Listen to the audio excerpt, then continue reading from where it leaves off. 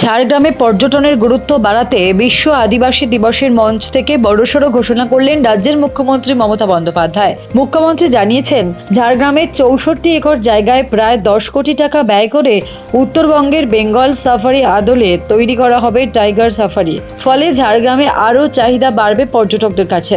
ঝাড়গ্রাম শহর লাগোয়া ঝাড়গ্রাম জেলা পুলিশ লাইনের পাশেই রয়েছে Jangalmahal zoological park. Jhargram mini চিড়িয়াখানা থেকে মুখ্যমন্ত্রী মমতা বন্দ্যোপাধ্যায় জঙ্গলমহলের জুওলজিক্যাল পার্ক করেছিলেন। জঙ্গলমহল জুওলজিক্যাল পার্ক হওয়ার পরেই উত্তরবঙ্গ থেকে নিয়ে আসা হয়েছিল চিতাবাঘ। শাল জঙ্গলের মধ্যে চিতাবাঘের ভালোই বংশবিস্তার হয়। পরে অবশ্য বেশ কয়েকটি পূর্ণবয়স্ক চিতাবাঘ উত্তরবঙ্গে পাঠানো হয়। সেই বিষয়টি নজরে রেখেই ঝাড়গ্রামের জঙ্গলে বাঘ বসবাসের উপযুক্ত বলেই মনে করছে বন দপ্তর। কেবলমাত্র শীত বা দুর্গাপুজো নয়, বছরের সারা সময় পর্যটক আসছে ঝাড়গ্রামে।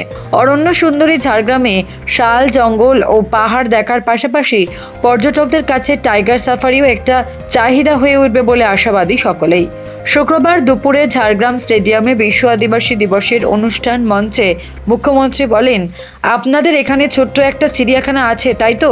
আমি আগামী দিনের জন্য আরও পর্যটক আকর্ষণের জন্য ঝাড়গ্রাম চিড়িয়াখানার উল্টো দিকে যে 64 একর জমি রয়েছে তাতে একটা টাইগার সাফারি চালু করব 10 কোটি টাকা দিয়ে, যাতে অনেক ট্যুরিস্ট এসে দেখতে পায়।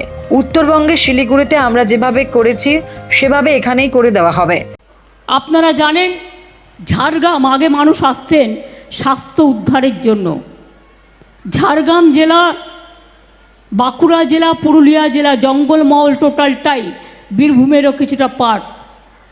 এখানে ট্যুরিজম থেকে শুরু করে ধর্মীয় সার্কিট থেকে শুরু করে পাহাড়, নদী, জঙ্গল, রূপসী বাংলার রূপ দেখা যায়।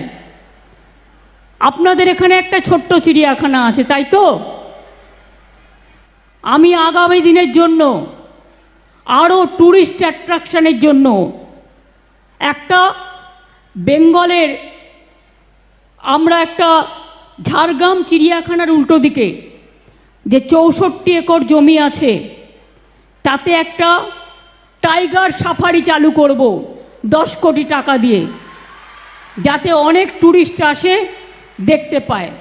আমাদের উত্তরবঙ্গের শিলিগুড়িতে আমরা করেছি এবং আমরা সেইটাই এখানেও আমরা করে দিচ্ছি।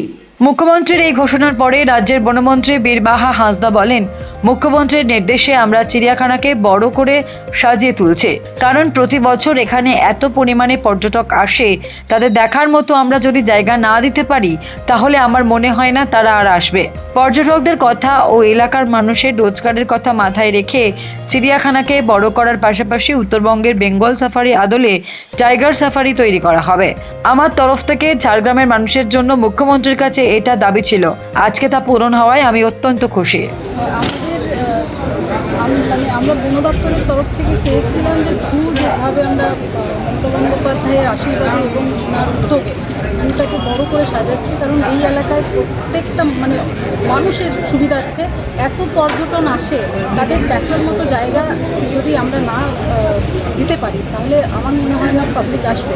তো সেই পাবলিকের কথা ভেবেই এবং এই এলাকার মানুষের কথা ভেবেই আমরা জুটাকেও বাড়াচ্ছি। এবং টাইগার সাফারি ওনার তরফ থেকে আমরা বলেছিলাম যে জুয়ের উল্টো দিকে যে জায়গাটা আছে সেখানে আমরা শিলিগুড়ির মধ্যে বেঙ্গল সাফারি যেটা আছে সেই রকমই যদি একটা টাইগার সাফারি, কারণ জায়গার অনুপাত হিসেবে আমরা একটাই সাফারি করতে পারি, তো তার একটা